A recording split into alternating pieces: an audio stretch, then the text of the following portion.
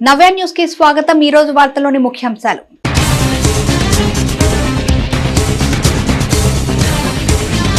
Vetapalem Rosaiah colony శివారు ప్రాంతంలో వివాహిత మహిళ అనుమానాస్పద మృతి। మహిళ మృతి పట్ల అనుమానం వ్యక్తం చేస్తున్న బంధువులు పోలీసులకు ఫిర్యాదు।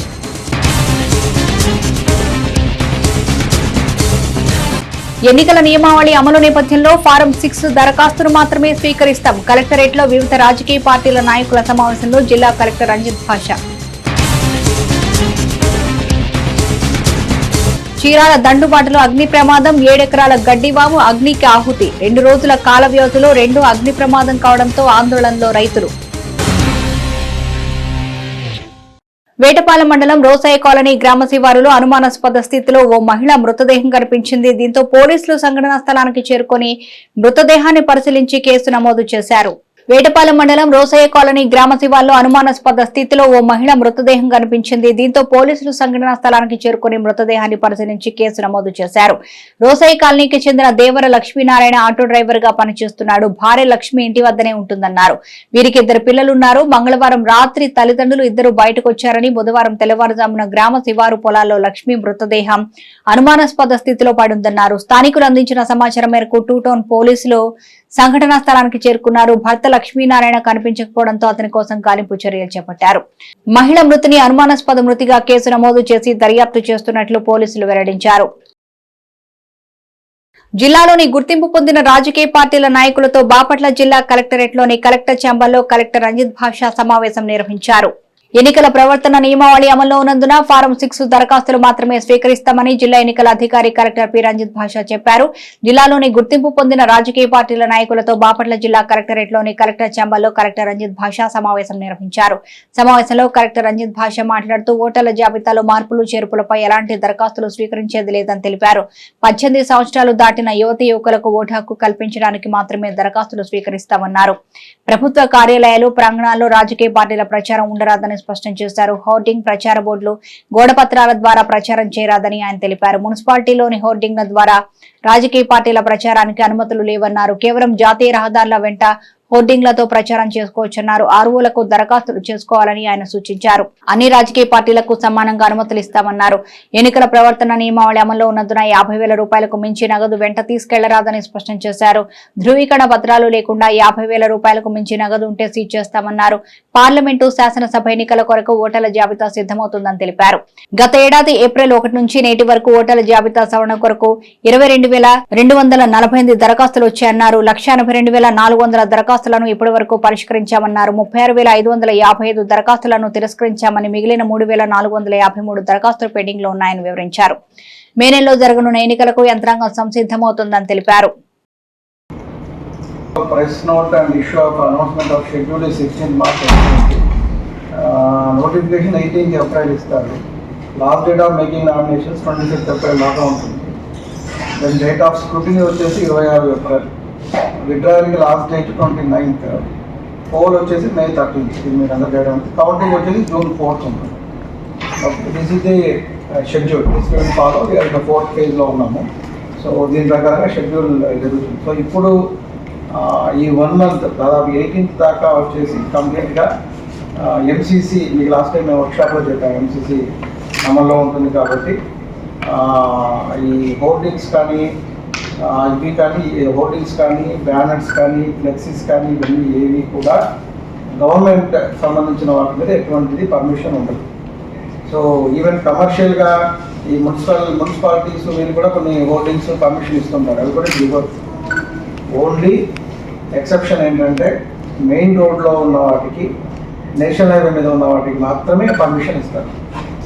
అర్థమైనప్పుడు నేను చెప్పింది అంటే హోర్డింగ్స్ కానీ సింపుల్గా ఏంటంటే ఎవరు కూడా ఎటువంటి నో వాల్ రైటింగ్స్ ఏమి చేయడం లేదు.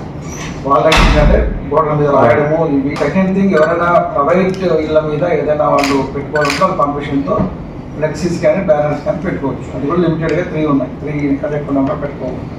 So then second thing is ఈ హోర్డింగ్స్ ఏవైతే మనం అడ్వర్టైజ్మెంట్ యూజ్ చేస్తామో అవన్నీ కూడా గవర్నమెంట్ కమర్షియల్లో ఉన్నటువంటి like polling bus stand, railway station ఇవన్నీ కూడా వాటిలో పెట్టడానికి లేదు. గవర్నమెంట్ ప్రెమిసెస్లో గవర్నమెంట్ హ్యాండ్ ఓవర్లో ఉన్న వెయిట్ మీద కూడా హోర్డింగ్స్ పెట్టుకోవడానికి లేదు. ఓన్లీ ఎగ్జంప్షన్ అని చెప్పినట్టుగా మెయిన్ రోడ్డు మీద ఉన్నవి, నేషనల్ హైవే మీద ఉన్నటువంటి వాటిలో పెట్టుకోవచ్చు. అవి కూడా అన్ని పార్టీలకి సమానంగా ఈక్విటబుల్గా షేర్ చేస్తాం. సో ఒక పార్టీకి అది కాకుండా ఈక్వల్గా అన్ని పార్టీలకి షేర్ చేస్తాం. సో అది ఆల్రెడీ మున్సిపల్ కమిషన్ చెప్పడం జరిగింది, అలాగే DPO గారు చెప్పడం జరిగింది. రోడ్ల ఏరియాలో హైవే మీద ఉన్న వాటికి ఏదైనా అడ్వర్టైజ్మెంట్ కావాలంటే ఇచ్చుకోవచ్చు. ఆ హోర్డింగ్స్ ఏమన్నా నెంబర్ను బట్టి ఈక్వల్గా అన్ని పార్టీస్ డివైడ్ చేస్తారు యాజ్ పర్ యువర్ రిక్వెస్ట్. మండలం హైవే మీద లోపల ఉన్నవి ఎవరు, హైవే మీద ఉన్నవి ఏదైనా 70 ఉంటే 7 పార్టీలు ఉన్నాయి కాబట్టి 7 పార్టీలకి 7/7 అలా ఈక్విటబుల్గా ఇస్తారు. ఓకే, మున్సిపల్ కమిషనర్ డిసిషన్ తీసుకుంది. బట్ ఒకరికి అన్ని ఇవ్వడం అనేది, ఒక పార్టీకి అన్ని ఇవ్వడం అనేది మీరు చెప్పారు. ఎక్కువ క్యాష్ తీసుకోవడానికి అవకాశం లేదు. ఎక్కువ ఉంటే మళ్ళీ ప్రూఫ్ చూపించాల్సి ఉంటుంది. That you know. అంటే రోజుగా లేకపోతే సార్ ఇప్పుడు ఎంతుంటే అప్పుడు. చీరాల పట్టణం హరిప్రసాద్ నగర్ పోలేరమ్మ గుడి ఎదురు వీధిలో 7 గడ్డివాములు అగ్నికి ఆహుతయ్యాయి. దీంతో స్థానికుల సమాచారంతో ఫైర్ సిబ్బంది చేరుకుని మంటలను అదుపు చేశారు. చీరాల పట్టణం హరిప్రసాద్ నగర్ పోలేరమ్మ గుడి ఎదుట వీధిలో 7 గడ్డివాములు అగ్నికి ఆహుతయ్యాయి. దీంతో స్థానికుల సమాచారంతో ఫైర్ సిబ్బంది చేరుకుని మంటలను అదుపు చేశారు. స్థానికులు అందించిన వివరాల మేరకు పోలేరమ్మ గుడి వీధిలో మొదటి లైన్లో ఖాళీ స్థలంలో ఉన్న గడ్డివాముల నుంచి మంటలు ఎగసిపడడంతో స్థానికులు పరుగులు తీశారు. దీంతో చుట్టుపక్కల వారందరూ అక్కడికి చేరుకునే లోపే గడ్డివాముల నుంచి పొగ తీవ్రంగా కమ్మేసింది. దీంతో మంటలు పొగ ప్రభావానికి ప్రజలు ఆందోళన చెందారు. ఎగసి పడుతున్న మంటలను స్థానికులు అదుపు చేయాలని చూసినప్పటికీ ఫలితం లేదు. దీంతో పక్కనే వరుసగా ఉన్న 7 గడ్డివాములకు ఈ మంటలు వ్యాపించాయి. 2 ఫైర్ ఇంజన్లు అక్కడికి చేరుకున్నాయి. క్రైన్ల సహాయంతో మంటలను అదుపు చేశారు. సుమారు 10 లక్షల రూపాయలు నష్టం వాటిల్లిందని బాధితులు చెప్తున్నారు. 2 రోజుల వ్యవధిలో పక్కనే జవహర్ నగర్ లో గడ్డివాము తగలబడ్డం, తర్వాత ఇలా జరగడం చూస్తుంటే ఎవరైనా ఉద్దేశపూర్వకంగా తగలబెట్టి ఉంటారా లేదా నిజంగానే ప్రమాదవశాత్తు జరిగి ఉంటుందా అని తెలియడం లేదని ప్రజలు అంటున్నారు.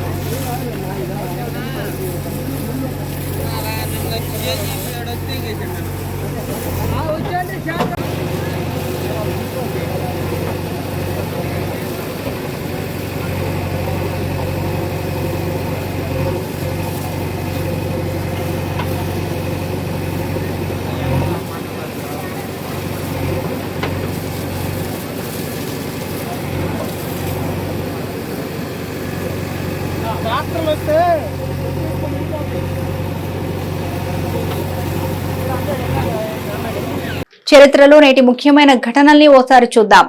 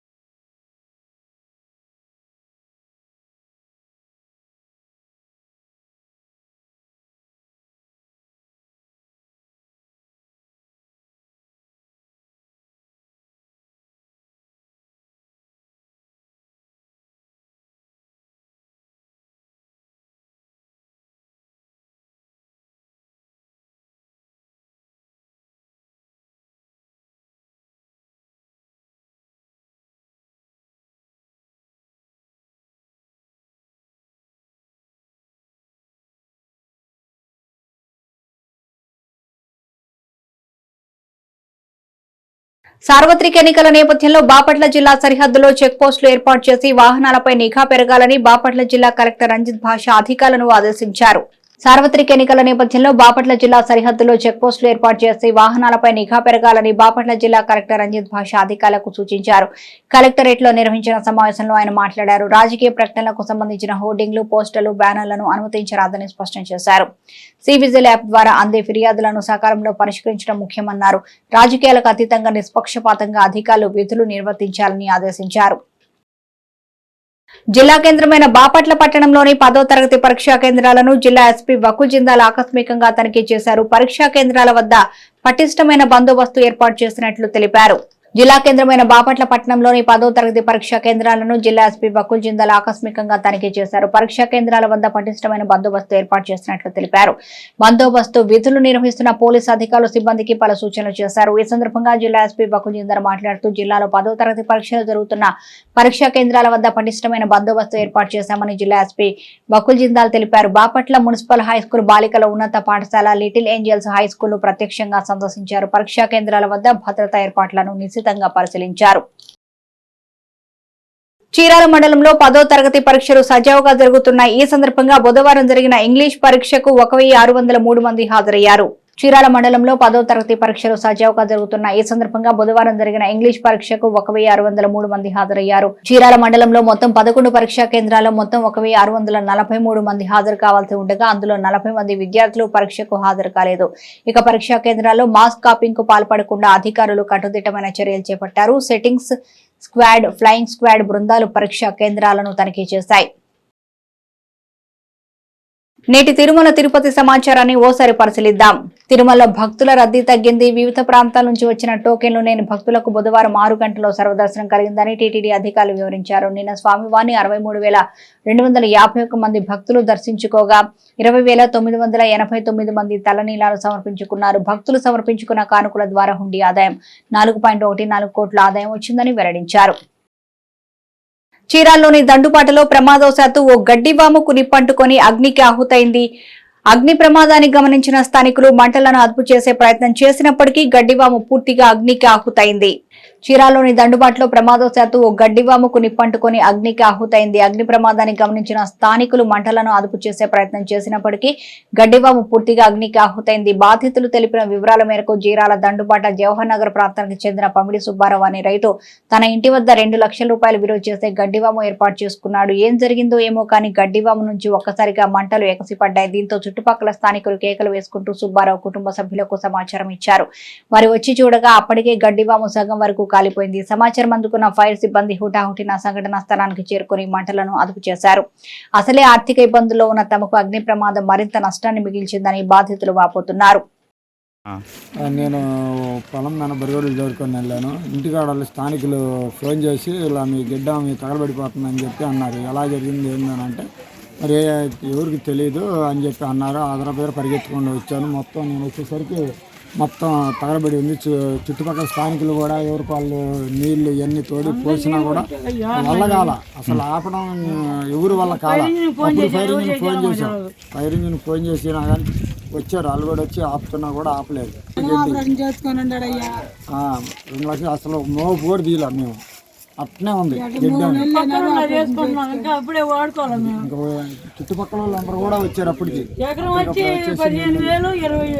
కష్టపడి కొనుక్కున్నాం. నేను మా నాన్న వేసుకుంది.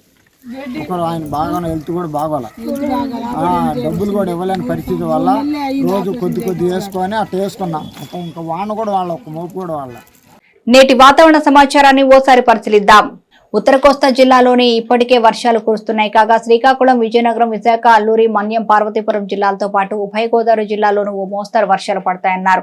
అదేవిధంగా దక్షిణ కోస్తాలో తేలికపాటి వర్షం పడుతుందన్నారు. నిన్నటి నుంచి ఉదయం వరకు ఉత్తరాంధ్ర జిల్లాలోని కొన్ని చోట్ల భారీ వర్షాలు కూడా నమోదయ్యాయి. విజయనగరం జిల్లా గరివిడిలో 13 సెంటీమీటర్లు, అల్లూరు జిల్లాలో 7 సెంటీమీటర్ల వర్షపాతం రికార్డైంది. మిగిలిన కొన్ని ప్రాంతాల్లో 4 నుంచి 5 సెంటీమీటర్ల వర్షం కురిసినట్లు విశాఖలోని తుఫాన్ హెచ్చరికల కేంద్రం డైరెక్టర్ సునంద తెలిపారు. ఇదిలా ఉంటే విశాఖ, అనకాపల్లి, జిల్లాలోని పాడేరు ఏజెన్సీలోనూ ఉదయం నుంచి వర్షం పడుతుంది. చాలా చోట్ల ఆకాశం మేఘావృతమై జల్లులు పడుతున్నాయి. పొలాల్లో పనిచేసే రైతులు, వ్యవసాయ కూలీలు, పశుగొర్రెల కాపర్లు పలు జాగ్రత్తలు తీసుకోవాలని, చెట్లు, టవర్స్, పోల్స్ కింద ఉండరాదన్నారు. పొలాలు, మైదానాలు మరియు ఇతర బహిరంగ ప్రదేశాల్లో ఉండకుండా సురక్షితమైన ప్రదేశాలను ఆశ్రయించాలని ఏపీ విపత్తుల నిర్వహణ సంస్థ సూచనలు జారీ చేసింది. వార్తలోని నేటి అంతర్జాతీయ, జాతీయ, రాష్ట్ర ముఖ్యమైన అంశాలను ఓసారి పరిశీలిద్దాం. చైనాలో ఘోర బస్సు ప్రమాదం సంభవించింది. ఉత్తర చైనాలోని షాంగ్సీ ప్రావిన్స్ లో ప్రయాణికులతో వెళుతున్న బస్సు ఎక్స్ప్రెస్ వే టన్నెల్ ను బలంగా ఢీకొట్టింది. ఈ ఘటనలో 10 మందికి పైగా మృతి చెందారు. పదుల సంఖ్యలో ప్రయాణికులు గాయపడ్డారు. స్థానిక మీడియా వెల్లడించిన వివరాల ప్రకారం హుబై ఎక్స్ప్రెస్ వేపై మంగళవారం మధ్యాహ్నం 2 గంటల 30 నిమిషాల సమయంలో ఈ ఘటన చోటు చేసుకుంది. సుమారు 51 మంది ప్రయాణికులతో వెళుతున్న బస్సు టన్నెల్ ఇంటీరియర్ వాల్ ను బలంగా ఢీకొట్టింది. ఈ ఘటనలో 14 మంది అక్కడికక్కడే ప్రాణాలు కోల్పోయారు. సుమారు 37 మంది ప్రయాణికులు తీవ్రంగా గాయపడ్డారు. రష్యా అధ్యక్షుడిగా మరోసారి ఎన్నికైన వ్లాదిమిర్ పుతిన్ కు ప్రధాని నరేంద్ర మోదీ అభినందనలు తెలిపారు. ప్రధాని మోదీ బుధవారం ట్విట్టర్లో ట్వీట్ చేశారు. రష్యన్ ఫెడరేషన్ అధ్యక్షుడిగా తిరిగి ఎన్నికైన వ్లాదిమిర్ పుతిన్ ను హృదయపూర్వకంగా అభినందించారు. రాబోయే సంవత్సరాల్లో భారతదేశం, రష్యాల మధ్య వ్యూహాత్మక భాగస్వామ్యాన్ని మరింత బలోపేతం చేయడానికి కలిసి పనిచేద్దామన్నారు. మరోసారి పుతిన్ ఎన్నికైన తర్వాత ప్రధాని మోడీ ఫోన్లో మాట్లాడి అభినందన తెలిపారు. కాగా రష్యా అధ్యక్ష పదవికి జరిగిన ఎన్నికల్లో వ్లాదిమిర్ పుతిన్ వరుసగా 5వ విజయం సాధించారు. అతను ఎన్నికల్లో దాదాపు 88% ఓట్లతో గెలిచారు. ఆంధ్రప్రదేశ్ పబ్లిక్ సర్వీస్ కమిషన్ ఫిబ్రవరి 25న గ్రూప్ 2 ప్రిలిమినరీ పరీక్షను నిర్వహించిన సంగతి తెలిసిందే. గ్రూప్ 2 ప్రాథమిక పరీక్షకు సంబంధించిన ఫలితాలు వారం రోజుల్లో వెలువడనున్నట్లు ఏపీపీఎస్సీ సభ్యుడు పరిగే సుధీర్ ఎక్స్ వేదికగా వెల్లడించారు. మెయిన్ పరీక్షకు 1:100 నిష్పత్తి ప్రకారం అభ్యర్థులను ఎంపిక చేయనున్నట్లు ఆయన పేర్కొన్నారు. రాష్ట్ర వ్యాప్తంగా నిర్వహించిన ఈ పరీక్షకు 4,83,525 మంది అభ్యర్థులు దరఖాస్తు చేసుకోగా వీరిలో 4,63,517 మంది హాల్ టికెట్లను డౌన్లోడ్ చేసుకున్నారు. పరీక్షకు మాత్రం 87.17% మంది హాజరయ్యారు. ఏపీపీఎస్సీ గతంలో నిర్వహించిన పరీక్షలకు గరిష్టంగా 68 నుంచి 70% అభ్యర్థులు హాజరయ్యారు. అయితే ఈ రికార్డులను బదులు కొడుతూ ఈ ఏడాది నిర్వహించిన గ్రూప్ 2 ప్రిలిమ్స్ పరీక్షకు అత్యధికంగా హాజరు నమోదైంది. ఎలక్ట్రిక్ స్కూటర్లు కొనుగోలు చేయాలనుకుంటున్నారా? అయితే ఇప్పుడే కొనేయండి, లేకపోతే ఈ నెల చివరి నుంచి వీటి ధరలు పెరగనుండడంతో మీ జేబుకు మరిన్ని చిల్లులు పడే అవకాశాలున్నాయి. ఈవీల వినిమయాన్ని ప్రోత్సహించడానికి కేంద్ర ప్రభుత్వం ప్రవేశపెట్టిన ఎలక్ట్రిక్ మొబిలిటీ ప్రమోషన్ స్కీమ్ 2024లో మార్పులు చేయడంతో ఈ స్కీమ్ కింద సబ్సిడీలు తగ్గిపోనుండడంతో వాహనదారులు పెంచడానికి సంస్థలు సిద్ధమవుతున్నాయి. వచ్చే నెల 1 నుంచి ద్విచక్ర వాహన విక్రయ సంస్థలు తమ వాహన ధరలను 10% వరకు పెంచనున్నాయని దేశీయ రేటింగ్ ఏజెన్సీ ఇక్రా వెల్లడించింది. ఇప్పుడిప్పుడే వీటికి ఆదరణ పెరుగుతున్న ప్రస్తుత తరుణంలో ధరలు పెంచడం వల్ల అమ్మకాలపై ప్రతికూల ప్రభావం చూపే అవకాశాలు కూడా ఉన్నాయని పేర్కొంది.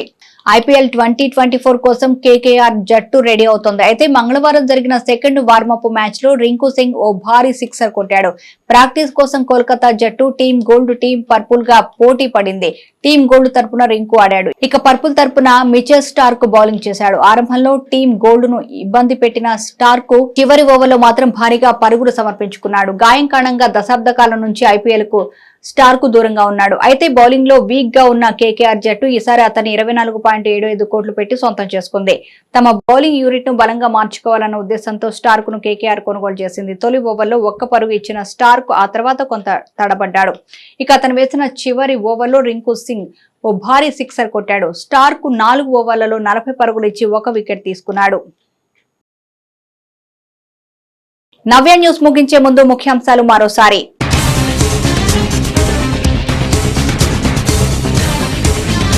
వేటపాలెం రోసయ్య కాలనీ శివారు ప్రాంతంలో వివాహిత మహిళ అనుమానాస్పద మృతి. మహిళ మృతి పట్ల అనుమానం వ్యక్తం చేస్తున్న బంధువులు పోలీసులకు ఫిర్యాదు.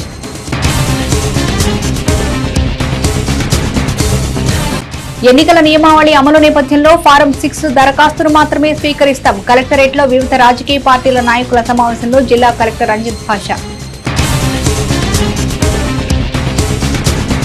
చీరాల దండుబాటులో అగ్ని ప్రమాదం. 7 ఎకరాల గడ్డివాము అగ్నికి ఆహుతి. 2 రోజుల కాల వ్యవధిలో 2 అగ్ని ప్రమాదం కావడంతో ఆందోళనలో రైతులు. నవ్య న్యూస్ ఇంతటితో సమాప్తం. నమస్కారం.